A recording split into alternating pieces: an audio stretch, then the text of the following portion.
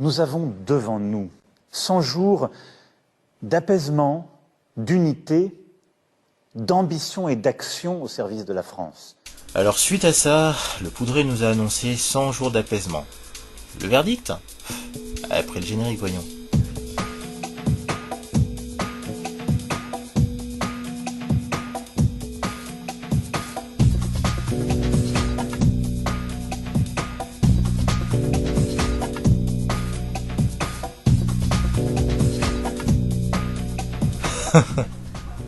Ou comment vous la remettre bien profondément, une fois de plus, dans le plus grand des calmes.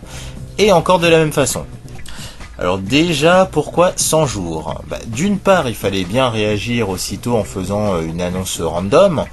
On savait que des affaires en allant chasser d'autres, mais faisant oublier les antérieurs. Et à la fin des 100 jours, c'est les pleines vacances, soit quand les gens n'ont plus rien à foutre de quoi que ce soit et ne sont plus disponibles. Bravo Poudré Premier, bravo Poudré Premier, bravo. Tu as la chance d'avoir un peuple ultra crétin qui t'a élu 2 fois de suite sans que tu aies eu besoin de présenter le moindre programme et malgré un bilan plus que désastreux. Chapeau bas à l'artiste. Et là, nous aurons droit à la propagande sur Édouard Philippe qui sera élu s'il se présente, car oui, je pense qu'un Playmobil aura le titre. Réponse plus tard dans la vidéo.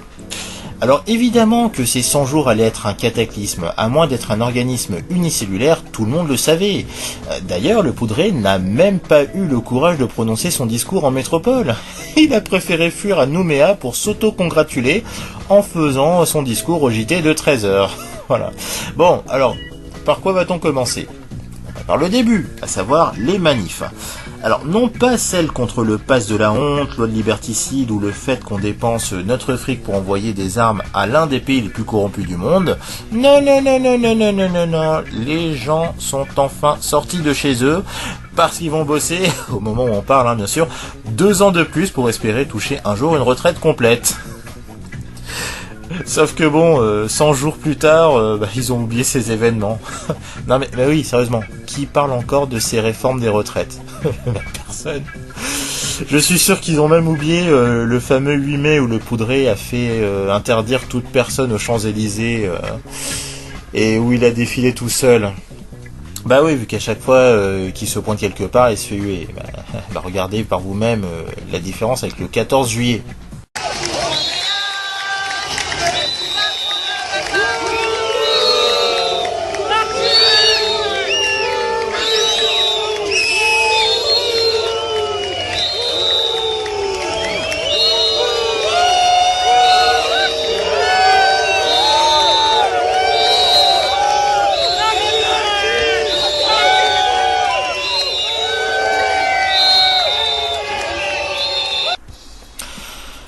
Bien entendu, il y a eu l'affaire de Playboy de Marlène Schiappa, qui a voulu faire le buzz pour faire oublier l'affaire des fonds Marianne, qui elle-même servait à cacher d'autres affaires.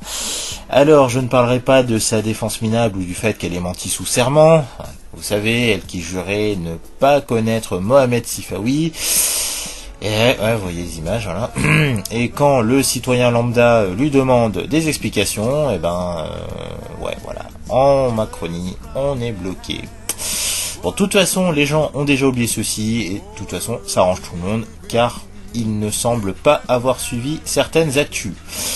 Comme le fait que le premier Poudré de France ait donné des missiles longue portée aux drogués de Kriviri, qui n'hésitera pas à s'en servir, et vu que le psychopathe de l'Élysée cherche absolument à faire la guerre, oui, dépensant 413 milliards pour acheter des armes quand il affirmait qu'il en manquait 14 milliards pour ne pas faire la réforme des retraites. Oui, vous avez bien entendu. Le foutage de gueule est toujours en marche. Et vous savez quoi ? C'est vous qui irez à la guerre, les gueux. Quoi ? Vous n'êtes pas au courant ? Écoutez donc et regardez bien les documents qui sont diffusés. À vous, les gars. Emmanuel Macron a donc annoncé la livraison d'armes de missiles de longue portée à l'Ukraine. J'ai presque envie de dire que, au fond, c'est fou comme l'histoire se répète avec des incapables à la tête des gouvernements. C'est-à-dire qu'au fond, tout est écrit, tout était écrit déjà dans l'histoire, mais tout est écrit dans cette histoire. Évidemment que il y a une volonté de la part de l'OTAN, mais plus particulièrement de la part de la France, d'entrer en guerre. Je pense que ça ne fait plus débat. Aujourd'hui, il y a un Emmanuel Macron, président de la République française, qui clairement se rêve précisément en nouveau Churchill, en nouveau De Gaulle, et veut imprimer sa marque dans l'histoire en venant, par discours enflammés et uniformes empruntés, venir faire la guerre. Ce mot de guerre, c'est pas anodin s'il l'a employé en 2020 à propos du Covid, eh bien, alors qu'il était totalement inadapté, il se rêve en chef de guerre. Emmanuel Macron veut sa guerre, il veut entrer dans l'histoire comme président de la guerre. Pendant que la France a les yeux rivés sur les émeutes qui ravagent le pays, à l'Assemblée nationale, ça continue, les discussions continuent et le gouvernement avance des pions dans l'ombre et des pions plus qu'inquiétants, notamment dans le cadre du projet de loi de programmation militaire 2023. On a cet article 23 qui pose d'énormes questions, qui dit qu'en cas de menace de nature à justifier la mise en œuvre des engagements internationaux de l'État en matière de défense, que cette menace soit actuelle ou si elle n'est pas immédiate, seulement prévisible, le président pourrait par décret, ordonner la réquisition de toute personne physique ou morale et de tous les biens et les services nécessaires pour parer à cette menace. En cas de refus, le fait de ne pas déférer aux réquisitions prévues, vous encourez 5 ans d'emprisonnement et une amende de 500 000 €. Donc pendant que sur les plateaux TV, tout le monde accapare l'attention, Emmanuel Macron prépare la guerre et instaurerait, si cette loi est votée, un service militaire plus supplément gold. Vous n'aurez rien à dire et en vérité, faire la fleur au fusil, c'est pas mal. Et même Dimitri Medvedev,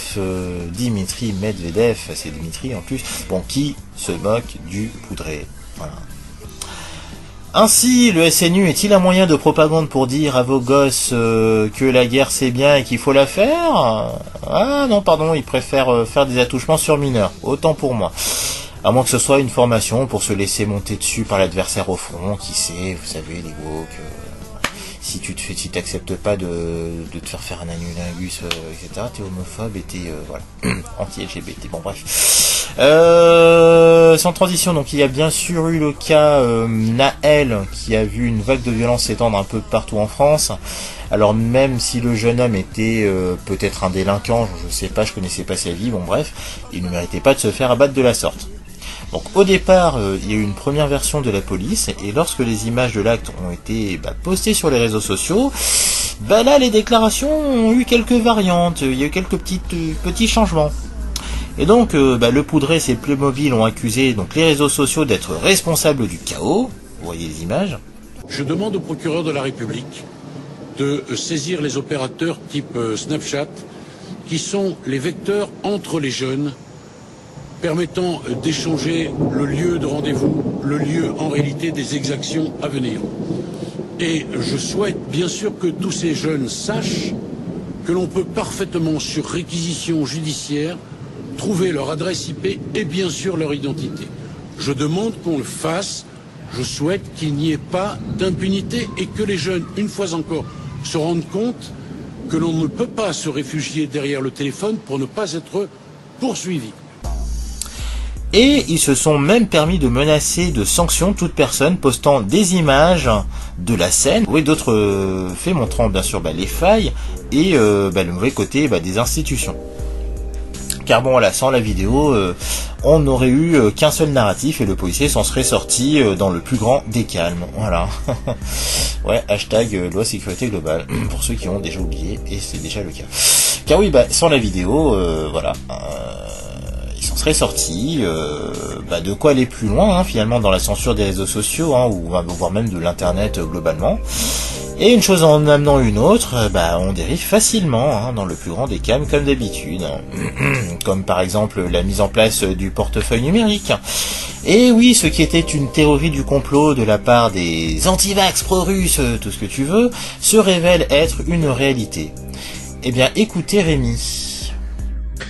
Pendant que tout le monde a les yeux rivés à droite à gauche, encore un nouveau joli projet du côté de l'Union européenne révélé par le site Euractiv, le lancement officiel du portefeuille d'identité numérique de l'Union européenne. C'était le 10 juillet dernier en présence des ministres français et allemands. Cocorico, il était là. Alors ce projet qui doit voir le jour d'ici fin 2025 va se baser sur les travaux du consortium Potential, alors un consortium de projets avec des acteurs du numérique, des acteurs liés au pays de l'UE, plus l'Ukraine et la Norvège. Bon, ça j'ai pas compris. Et l'objectif du portefeuille, c'est pas juste la carte d'identité. Ouais, t'as l'accès aux services publics numériques, ouverture de comptes en banque en ligne, création de lignes téléphoniques au moyen de carte SIM, dématérialisation du permis de conduire, signature électronique et prescription médicale numérique. Alors bon, c'est pas du contrôle de population, parce que j'ai tout lu, les fact-checkers, ils ont dit que ça n'a absolument rien à voir, c'est le progrès et la liberté dans le numérique, mais c'est vrai que bon, si t'as pas le portefeuille numérique, ça va être coton pour toi au quotidien. Mais bon, t'as qu'à pas être complotiste en même temps, c'est comme ça. Hein. Mais bon, ça va passer comme une lettre à la poste, car vous voyez cette vidéo avec ces gens qui font volontairement la queue à travers le monde pour se faire scanner leur iris afin d'obtenir un passeport numérique suite au lancement de la nouvelle crypto-monnaie WorldCoin. Ouais. Regardez même ce reportage là sur BFM, ils en parlent. Accepteriez-vous de scanner vos iris contre des crypto-monnaies? C'est en fait ce que propose la société WorldCoin, fondée par Sam Altman, qui est aussi à l'origine de ChatGPT. Je suis dans un café dans le 5e arrondissement de Paris et je me trouve devant un orbe. C'est une sphère métallique qui vous permet de scanner votre iris en échange d'un passeport numérique et de crypto-monnaies. Après avoir téléchargé l'application de WorldCoin, les utilisateurs reçoivent un QR code à placer devant l'orbe. Il faut ensuite placer son visage devant la sphère métallique pour procéder au scan. Face à l'essor des robots et de l'intelligence artificielle, ils obtiennent un passeport digital prouvant leur identité. On pense qu'il y a plein d'étapes, mais il n'y en a pas du tout. Et après, on obtient un orbe unique là, avec une couleur unique. Donc moi, c'est du bleu-vert. Je suis officiellement approuvé humain. Les motivations à rejoindre ce projet sont multiples. C'est la curiosité technologique qui m'a fait venir ici principalement et la crypto-monnaie qui est derrière et Topus. J'espère que ce sera mieux que Bitcoin, mais sincèrement, je n'attends rien de particulier de ces cryptos.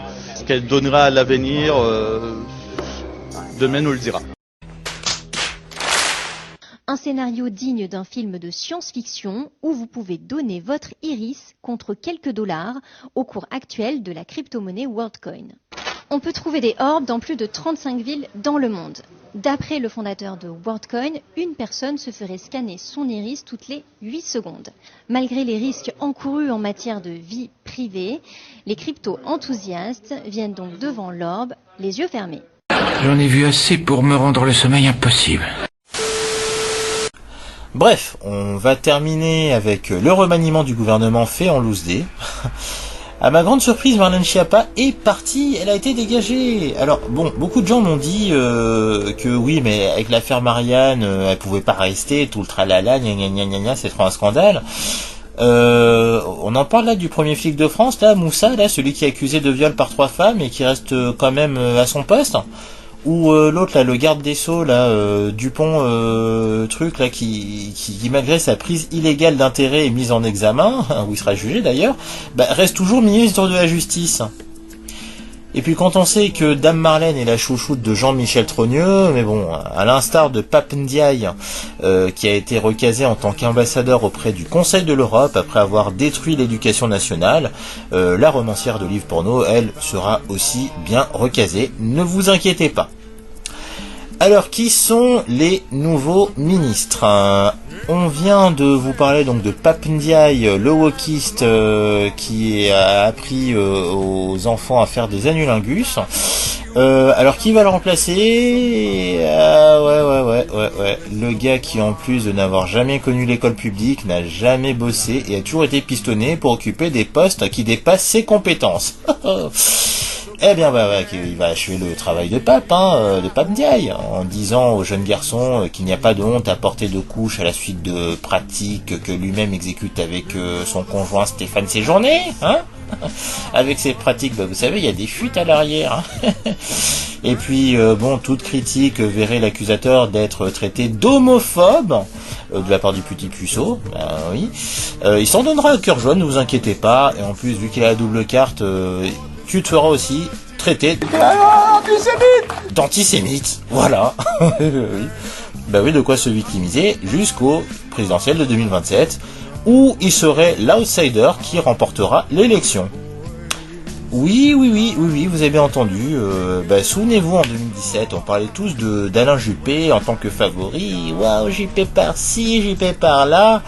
Et puis ce fut l'outsider du nom d'Emmanuel, qui se faisait très discret, mais qui était très bien soutenu par les médias, qui l'a finalement emporté. Vous verrez.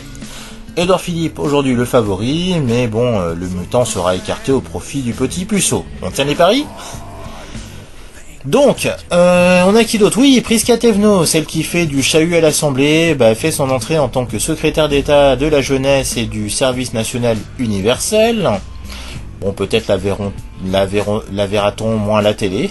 Non, je déconne. François Braun, lui, quitte la santé au profit d'Aurélien Rousseau. Oui, Aurélien Rousseau. Bon, il s'agit pas du frère de Sandrine Rousseau, mais ce gars est marié à Marguerite Cazeneuve, conseillère d'Emmanuel Macron pour les retraites et la santé, fille de Jean-René Cazeneuve et sœur de Pierre Cazeneuve, tous deux députés Renaissance. Conflit d'intérêts ? Mais non, écoutez le véreux. Certains s'étonnent de la nomination d'Aurélien Rousseau alors que son épouse est numéro 2 de l'assurance maladie. Que répondez-vous aux soupçons de conflit d'intérêts ? Non seulement il n'y a pas de conflit ni de lien, puisqu'on parle là de public. L'épouse du ministre de la Santé travaille dans le secteur public en matière de politique de santé. Donc il y a des règles qui sont établies, il y a une haute autorité pour la transparence de la vie publique. Donc on est très loin de la notion ou de la suspicion de conflit d'intérêts. Je balaye vraiment cela très fortement. Ensuite, Aurélien Rousseau est quelqu'un qui est très engagé dans le secteur de la santé. J'ai eu la chance, le privilège, le bonheur, allais-je dire, de pouvoir compter sur sa mobilisation pendant la crise Covid lorsqu'il dirigeait l'Agence régionale de santé Île-de-France. Heureusement qu'il était là, il connaît très bien ce secteur-là, et il se trouve que son épouse est aussi très engagée dans les questions sociales et sanitaires. C'est parfois pas un hasard, vous savez, quand les gens convergent professionnellement, qui décident de converger en matière affective. Donc, le sort de la terre va dépendre de vous. Pardon. Alors on a qui d'autre ? Oui, Sabrina Agresti-Roubache, oui, celle qui insultait un parent d'élève de Fils de la plage. Et t'as des infos que j'ai pas ? C'est quoi l'histoire ? C'est quoi l'histoire ? Mais comment tu parles ? Je me fais de fils de pute à la sortie d'école de mes enfants, devant les enfants. Mais tu as pas honte ? Sabrina Roubache, tu as pas honte ? Mais tu as pas honte ? Mais tu as pas honte ? Tu n'as pas honte d'insulter une femme ? Tu n'as pas honte d'insulter une femme ? Tu n'as pas, c'est toi qui te prends pour qui ? Tu te sers à qui ? Tu te sers à qui ? Mais je sais pas, t'inquiète pas, c'est pas contenir, hein. Mais moi, je t'explique, moi je me laisse pas les femmes, hein. C'est honteux, c'est honteux. Votre façon de faire, c'est honteux. C'est toi la honte, toi. Et vous venez à la sortie de l'école devant nos enfants, parler comme ça, et vous dites à tout le monde que vous voulez devenir ministre. Mais bon, elle ne doit son poste qu'à ses compétences, n'est-ce pas ? On a qui d'autre ? Fadila Khattabi, la nouvelle ministre chargée de personnes handicapées, elle qui a été condamnée en juin 2023 au prud'homme pour ne pas avoir payé les heures supplémentaires à une collaboratrice. Ouais, normal en Macronie, ne vous inquiétez pas. La cruche Sarah El Haïry quitte la jeunesse et le SNU pour la biodiversité.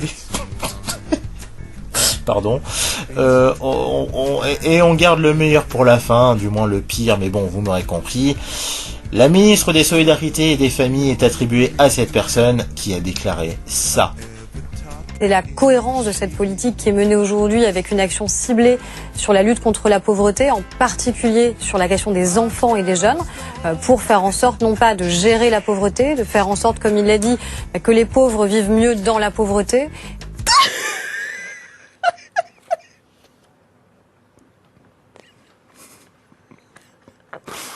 Hva heter det? Helene, hva heter det?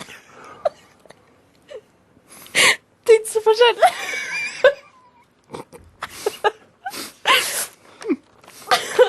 Ok.